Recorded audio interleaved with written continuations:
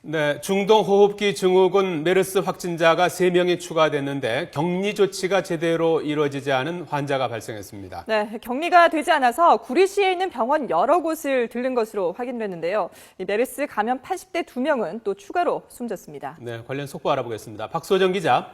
네, 박소정입니다. 예. 자, 확진자가 그제 0명, 어제 3명, 오늘은 3명이 또 늘었군요. 네, 그렇습니다. 먼저 그 사망자와 확진자 현황부터 정리해드리겠습니다. 중앙메르스관리대책본부는 오늘 정부 세종청사 1일 브리핑에서 메르스 환자 80대 2명이 추가로 숨졌다고 밝혔습니다. 삼성서울병원 응급실을 찾았다가 감염된 84살 남성, 암을 앓고 있었고요.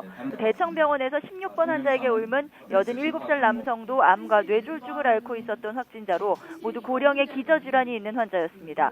이로써 전체 메르스 사망자는 27명으로 집계됐고 치사율도 15.7%로 올라갔습니다.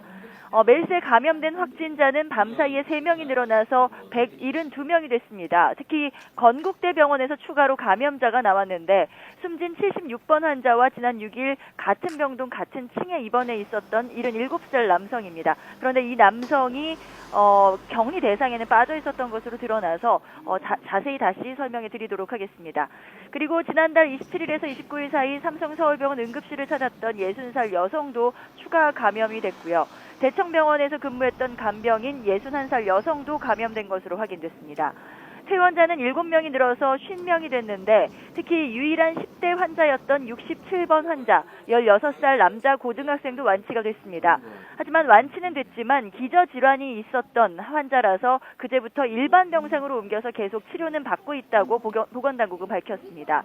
치료받는 환자 가운데 인공호흡기나 에크모 치료를 해야 할 정도로 상태가 불안정한 환자는 모두 14명입니다. 네, 앞서도 잠깐 언급을 했지만 이 새로운 확진자 가운데 건대병원에서 감염된 환자, 그동안 격리가 제대로 이루어지지 않았다고 했는데 그동안에 병원을 이곳저곳 돌아다녔다면서요? 네, 그렇습니다. 바로 170번 환자입니다. 오늘 추가로 확진받은 환자인데요. 건대병원에서 76번 환자가 입원했을 때 같은 층 병동에 입원해 있었던 환자입니다.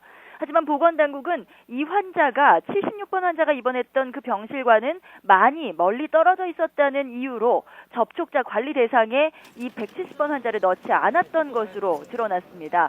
따라서 이 170번 확진자는 건대병원에서 수술을 하고 퇴원한 뒤에 지난 19일과 20일에는 구리시 카이저 재활병원과 속편한 내과에서 진료를 받았고 또 21일에는 구리 한양대병원을 돌며 진료를 받은 것으로 확인됐습니다.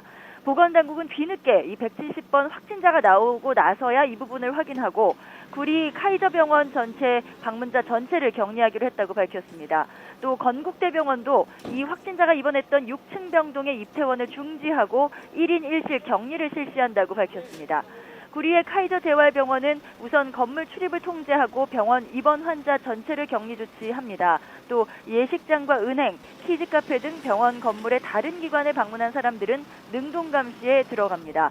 다만 한양대 구리병원은 국민안심병원으로 170번 환자가 왔을 때는 신속하게 선별 진료소로 이동시켰기 때문에 추가 감염의 위험이 없어서 다른 격리 조치는 실시하지 않는다고 설명을 했습니다.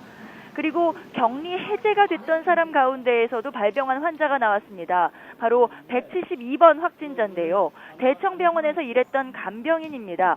6월 3일부터 자가격리를 하고 있었는데 자가격리가 해제된 날짜가 13일이었습니다. 그런데 자가격리가 해제된 지 이틀이 지나서 6월 15일, 지난 15일부터 발열 증상이 나타났고 최종 확진을 받았습니다. 이 격리가 해제된 기간에 주민센터도 방문을 했다고 보건당국은 밝혔는데요. 이때 접촉한 주민센터 공무원은 1명에 불과하다. 그래서 능동감시에만 들어갔다라고 보건당국은 설명을 했습니다. 네, 박수정 기자. 그렇다면 새로운 감염원이 또 생겨나는 겁니까? 네, 일단 오늘 나온 환자 가운데 이 172번 환자는 지켜봐야 할 것 같습니다. 170번 환자는 관리 대상자에 넣지 않았던 환자라서 병원을 추가로 3군데를 돌아다니면서 격리가 제대로 되지 않았습니다. 따라서 그곳에서 추가 환자가 나올 가능성은 남아 있습니다. 또 172번 환자, 이 간병인도 격리가 해제된 기간 이후에 발병이 됐기 때문에 환자들에게 얼마나 또 바이러스를 퍼뜨렸을지는 알 수 없는 상황입니다. 또 이 172번 환자는 잠복기도 보건당국의 설명에 따르면 잠복기도 딱 맞아 떨어지지가 않습니다. 또 다른 전파자가 될 우려가 있습니다. 뒤늦게 170번 환자 같은 경우는 구리시 병원들을 격리를 하고 조치를 시행하고 있다지만 역시 또 보건당국의 감염자 관리에 구멍이 생겼다고밖에 할 수가 없습니다.